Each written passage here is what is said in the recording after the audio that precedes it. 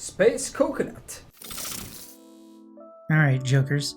Today, we're not going to talk about Pyramid Head, but we're going to kind of rewind the clock a little bit and talk about the anniversary event that was a couple of days ago. Well, you know when it was. I think it was yesterday as I'm recording this, because in the hype and the excitement over the Silent Hill chapter that's coming, there were a couple of tidbits in the anniversary event, the announcements and that stuff, the little panels that they had. There were some tidbits in there that I think are important to go over and remember, because even though we're excited about, the new killer and Pyramid Head and all the stuff that's going to come with it, there was some good stuff in the anniversary event. And before we get into it, though, the algorithm overlords have not been happy with me. I haven't been saying all the things that I need to be saying at the beginning of the video, so here is me saying the things. Subscribe if you want to see more stuff like this. Follow me on Twitter if you want to get a sneak preview of the stuff I'm going to be doing next. And be sure to hit that dislike button if you need a pacifier and a nap. First and easiest is the graphical update.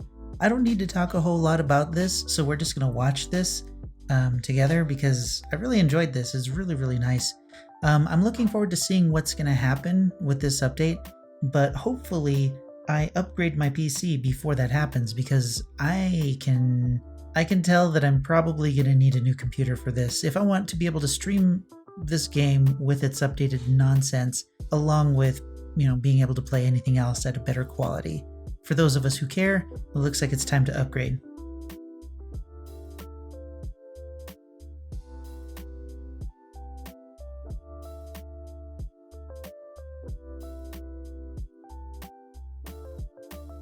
The second thing they mentioned, or that I want to talk about, are the upgrades to the dedicated servers. They mentioned that one, they want to speed up the speed of the servers. That'll help it be able to process the hits and all the game stuff that happens.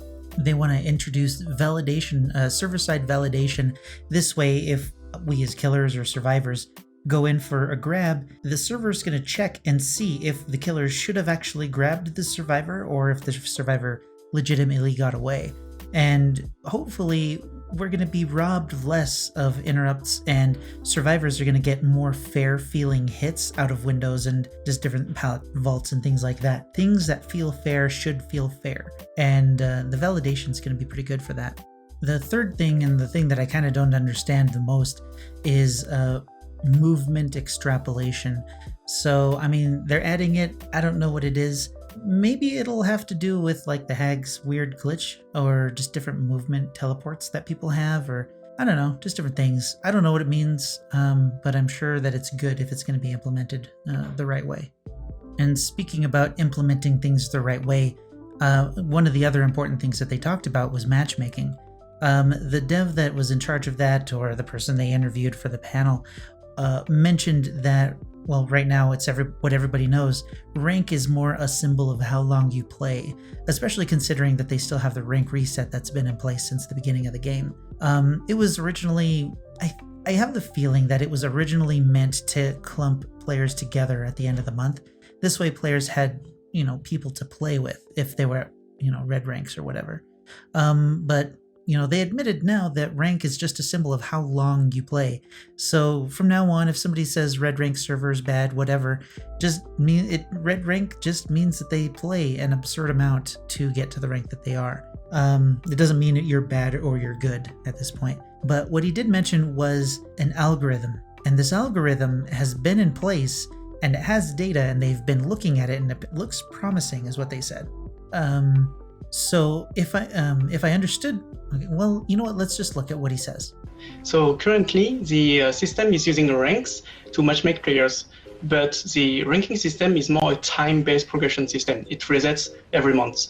So instead, we are going to use an algorithm, and this algorithm is looking only at what happened during the trial and what was the outcome of the trial. So this will help us to define player skill level and this will help us to create a better and fairer matchmaking system.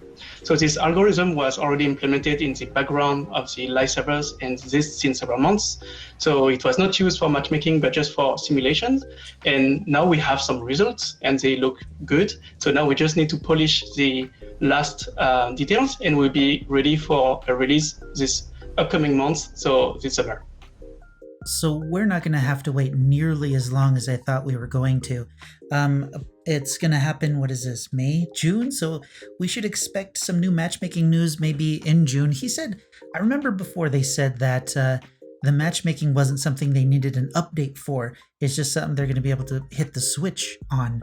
So as of right now, they got the anniversary out of the way and they get to, work on these little things. And matchmaking is on there. So this algorithm that looks at the match and then the outcome of the match and then works weird magic is basically done. They're cleaning it up and it's going to be released next month, or at least over the course of the summer. So this is kind of a big deal. The fact that matchmaking is going to be changed or fixed or, changed at least, next month. So that's something that we should be looking forward to and kind of fearing at the same time.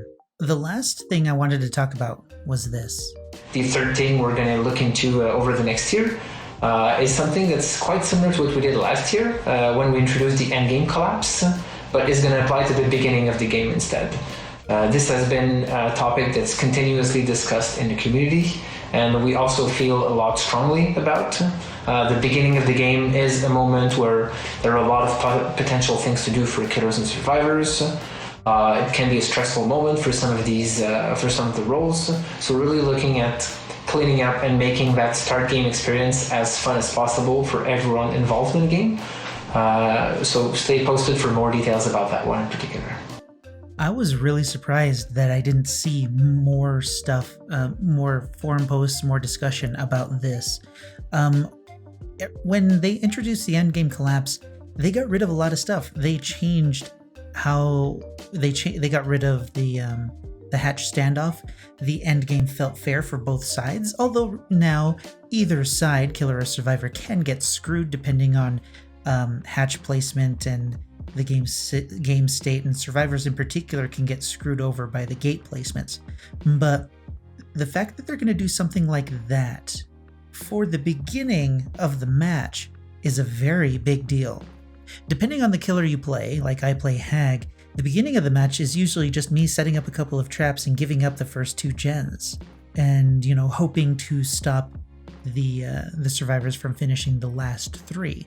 In order to change the beginning of the match, everyone is going to have to not be doing what we've been doing up to this point, which means there might be something.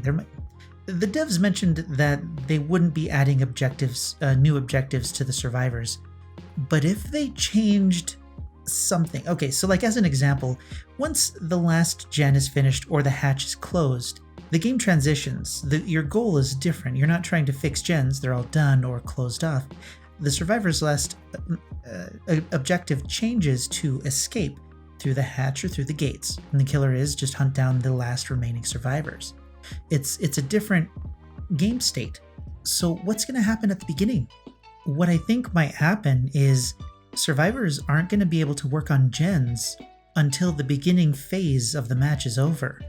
So while they don't have another objective, killers are going to have corrupt intervention still, so that might cause some problems, or it's going to be a dead perk.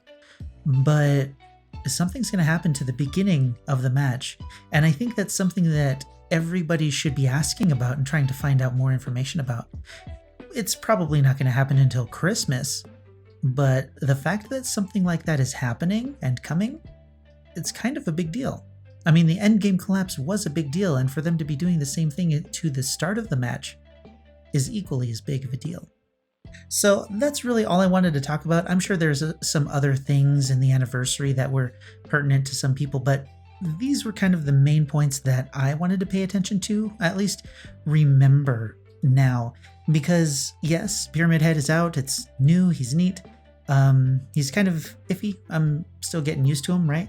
The map is crazy. I need to practice and learn the ins and outs. Getting to some of the second floor gens is kind of a pain in the ass.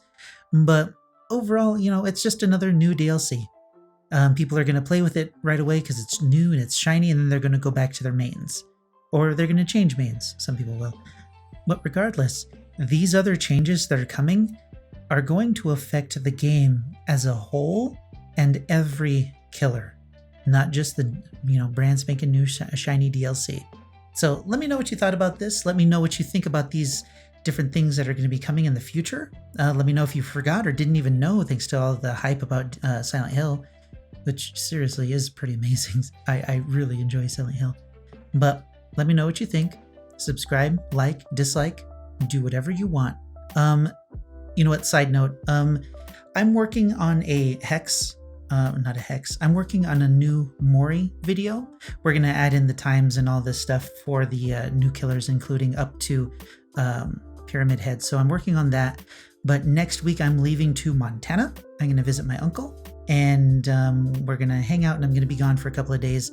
So I may or may not create new videos up until after the Mori video. Hopefully I get that done tomorrow. We'll see. I'm going to work on it after this. But yeah, I might be, taking a little break, or I might do some like vlogging type stuff if you'd be interested in that. So let me know in the comments if you'd like to see a vlog, and I'll just kind of go from there. But in the meantime, I'll see you in the fog.